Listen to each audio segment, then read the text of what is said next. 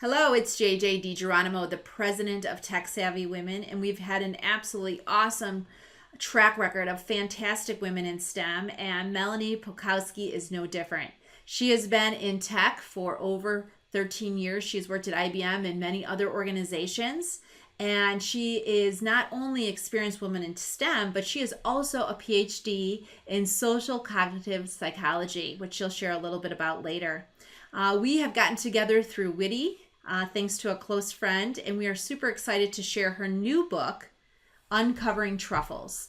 Melanie just released this book, which is a fantastic piece for young girls and old women like us that are either encouraged to go into the STEM field or already in the STEM field. So, Melanie, thank you so much. Tell us a little bit about your book. Yeah, the book was sort of a labor of love. I've had it in my head for over 10 years, and once I finally ended up leaving my corporate role, I just found myself in time between consulting contracts, and I finally went, this is the time. I got to get it done. And the idea of it was really to just review the research on what's happening with women in STEM, offer a little inspiration and some tips and things I've learned along the way.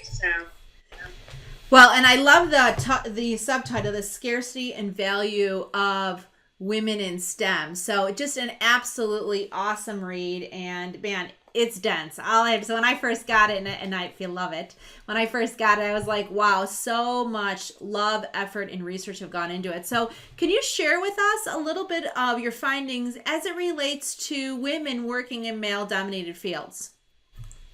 Yeah, sure. So I think the aspect of the problem of sort of women in STEM is, there's two aspects. The one we tend to hear about more is that women tend to shy away from math and science. So we hear a lot about that pipeline problem. We don't have enough women going into the field. And so through the research that I did for the book, what I learned was that, in fact, the pipeline problem is actually not really a problem anymore. We do have more and more women going into the field. We have lots of programs for young women to start getting into the field. I had an opportunity a couple of weeks ago to speak at a university, and their STEM program is dominated by young women. So the pipeline problem we really started to address.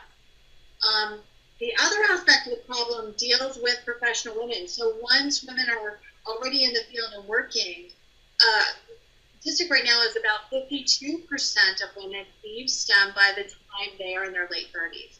And I think that is a much more important problem, and one that's probably not quite as easy to solve.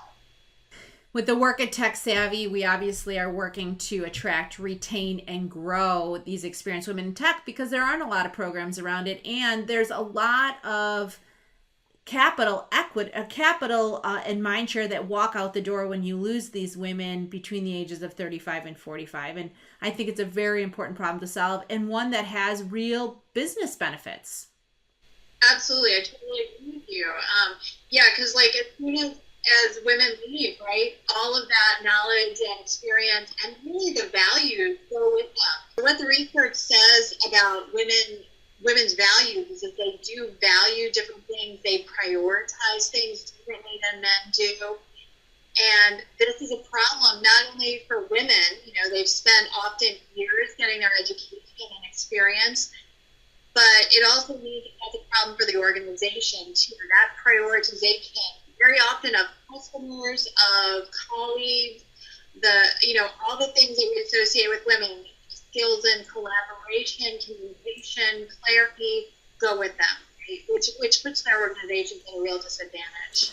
It does, and sometimes they don't notice it right away, and sometimes they do. So, this is a hard nut to crack, and much of the research, I think Sylvia Hewitt does quite a bit of research on this, of why do women flourish. From your viewpoint, what can organizations been doing to really benefit from diverse cultures they're trying to create? The first step is awareness, right? Really getting very clear and honest about what is the culture that they're creating.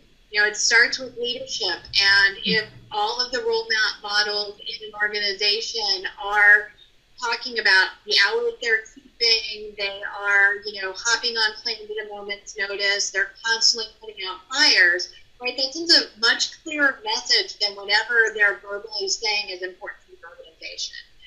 So I think really getting clear about what are the values of the culture is a first step. How are those values being communicated? Oftentimes, especially in large organizations, the message gets down through certain levels, and then, for the people that are kind of more in the rank and file, are not actually experiencing the culture that their executives are telling them exists.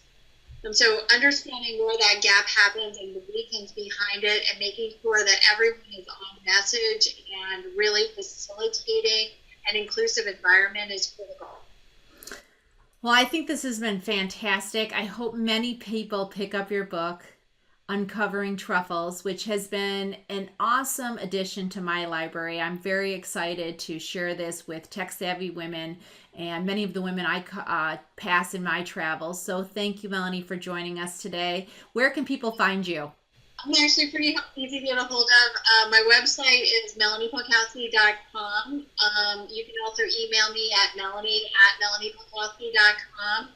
And, I do complimentary coaching sessions if women are interested in, how coaching might work for them. And, I do a lot of consulting and just whatever fun stuff I can get into. Oh, Melanie, that's great, because I know so many women that come to me, and I will be sure to connect them with you, because I think these types of things are very important, and we have mutual goals of keeping these women in and creating a longer tail in this career path, because it's lucrative and they can make a difference for so many. Absolutely. That's so true. Thank you again. Thank you.